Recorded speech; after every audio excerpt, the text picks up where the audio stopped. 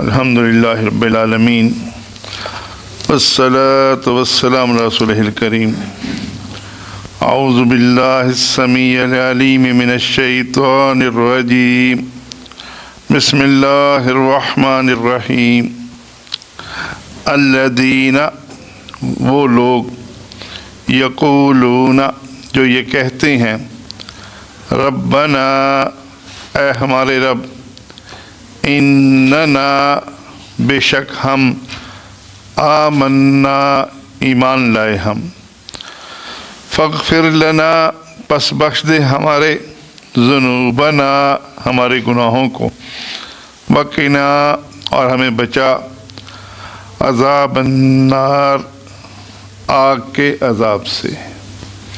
تو جنت میں کون جائیں گے؟ جیسے پچھلی آیت میں ذکر ہوا جنات تجری من تحتها الانہار، جنت جس میں نہریں چل رہی ہوں گی، ہمیشہ رہیں گے۔ وہ لوگ ہیں جو کہتے ہیں اے ہمارے رب ہم ایمان لائے۔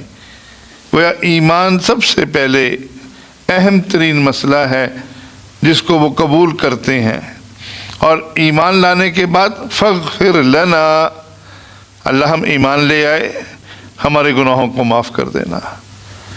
اب ایمان کو واسطہ بنا کر فاغفر لنا پس بخش دے ہمارے گناہوں کو، ایمان کو واسطہ بنایا اور گناہوں کی معافی کی دعا کی۔ تو ایمان کو واسطہ بنانا یہ اعمال کو واسطہ بنانا ہے، اور یہ بالکل جائز ہے۔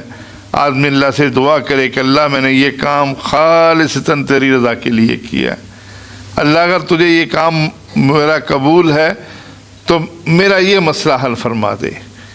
تو یہاں ایمان والے اپنے ایمان کو واسطہ بنا کر اللہ سے اپنے گناہوں کی معافی مانگتے ہیں اور جہنم کے عذاب سے بچنے کی دعا کرتے ہیں۔ مشہور روایت صحیح بخاری کی کہ رسول اللہ صلی اللہ علیہ وسلم نے ذکر فرمایا کہ 3 آدمی جو ایک غار میں پناہ لے کر ٹھہرے تھے تیز ہوا سے بچنے کے لیے، تو غار کے اوپر پھر ایک ایسا پتھر آ گیا جو ہلتا ہی نہ ہو، تینوں نے زور لگایا کوئی ٹس سے مس نہ کرتا ہو۔ اس پر پھر انہوں نے اپنے اپنے اعمال پیش کیے، کیونکہ آج کوئی ذریعہ نہیں اس قبر سے نکلنے کا، کیونکہ راستہ بند ہے، بھوکے مر جائیں گے۔ تو اس کا ایک ہی ذریعہ ہے کہ اپنا کوئی عمل پیش کرو اللہ کو۔ ایک شخص نے اپنے والدین کی خدمت کا عمل پیش کیا کہ اللہ میں نے تیری رضامندی کے لیے کیا۔ دوسرے شخص نے مزدور کی مزدوری اور اس کا حق ادا کرنا، اور عجیب حق ادا کیا اس شخص نے کہ اس نے اس کی مزدوری، وہ مزدور جو ہے غصے ہو کر چلا گیا، اس نے مزدوری نہیں لی، اس نے اس کی مزدوری الگ کر لی اپنے پیسوں سے اور اس کا کاروبار کیا، اور وہ کاروبار اتنا ترقی کر گیا کہ پھر وہ شخص جب آیا کچھ عرصے کے بعد تو اس نے کہا بھائی میری مزدوری دے دے۔ انہوں نے کہا یہ ریوڑ سارا ہی تیرا ہے۔ انہوں نے کہا مذاق نہ کر، جو میری مزدوری بنتی ہے وہ دے۔ انہوں نے کہا نہیں میں نے وہ ریوڑ مذاق نہیں کر رہا، یہ تیرے ہی پیسے ہیں، میں نے کاروبار کیا، اللہ نے برکت دی، یہ سب تو لے جا۔ تو یعنی اس کا واسطہ بنایا۔ اور تیسرے شخص نے زنا سے بچنے کا کہ اللہ میں قدرت کے باوجود مجھے تیرا ڈر آ گیا، جب مجھے کہا اللہ سے ڈر جا تو میں نے اس کام کو چھوڑ دیا، اللہ نے ان کو وہاں سے نجات دی۔ تو اعمال کو ذریعہ بنایا جا سکتا ہے، جیسے یہاں یہ سنت طریقہ ہے، اللہ نے قرآن میں سکھایا ہے کہ ایمان والے کہتے ہیں اے ہمارے رب ہم ایمان لائے، فاغفر لنا ذنوبنا، اللہ جو ہمارے گناہ ہیں وہ بخش دے اور ہمیں جہنم کے عذاب سے محفوظ رکھ۔ الصابرین، صبر کرنے والے۔ صبر 3 میدانوں میں ہوتا ہے۔ ایک تو مشکلات میں صبر جو ہمیں پتہ ہے، کوئی مصیبت آ جائے، بیماری آ جائے۔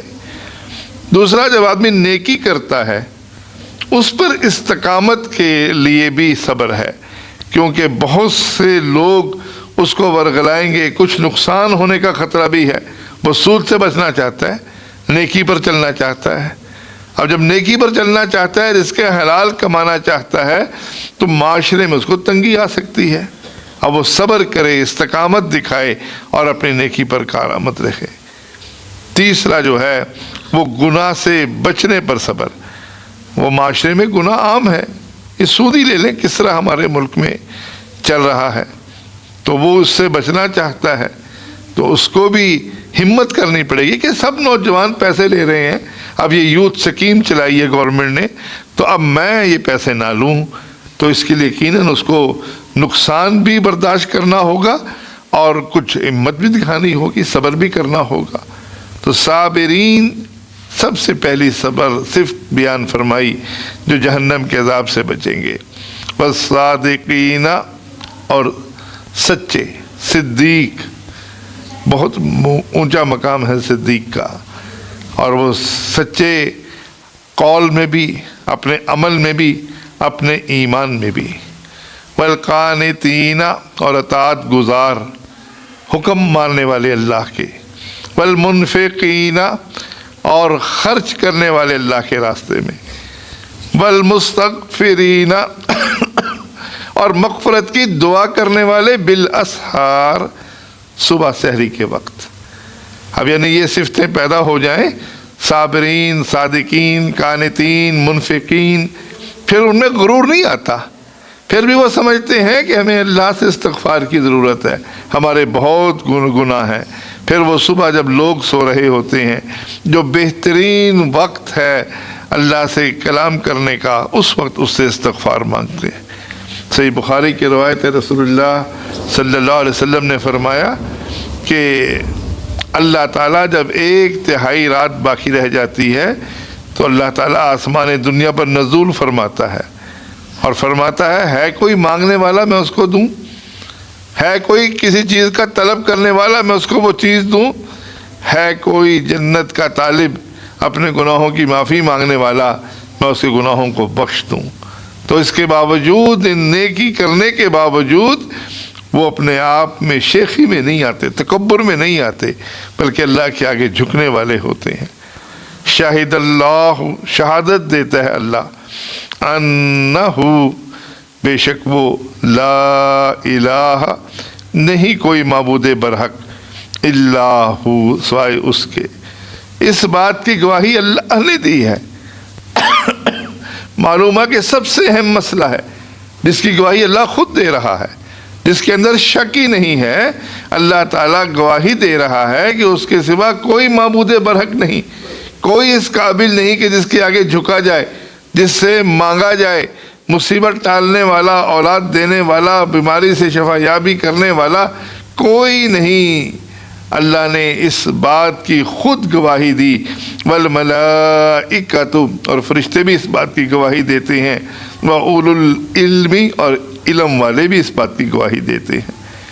علم والوں میں سب سے پہلے انبیاء ہیں, پھر انبیاء کے راستے پر چلنے والے لوگ ہیں. تو وہ سب اس بات کی گواہی دیتے ہیں کہ لا الہ الا ہو, اللہ کے سوا کوئی معبود برحق نہیں ہے. موسیٰ علیہ السلام نے اللہ سے دعا کی کہ اللہ مجھے کوئی خاص وظیفہ بتا. اللہ نے کہا لا الہ الا اللہ پڑھا کر. وہ کہنے لگے کہ اللہ یہ تو سارا جہان پڑھتا ہے. اللہ فرماتا ہے کہ یہ وہ وظیفہ ہے کہ سارا جہان ایک طرف اور یہ کلمات ایک طرف, یہ اس تک نہیں پہنچ سکتے. اس لیے آدمی لا الہ الا اللہ افضل الذکر قرار دیا رسول اللہ صلی اللہ علیہ وسلم. قائمن, جو قائم ہے, بالقسط, عدل کے ساتھ. اللہ عادل ہے, وہ عدل کے ساتھ قائم ہے.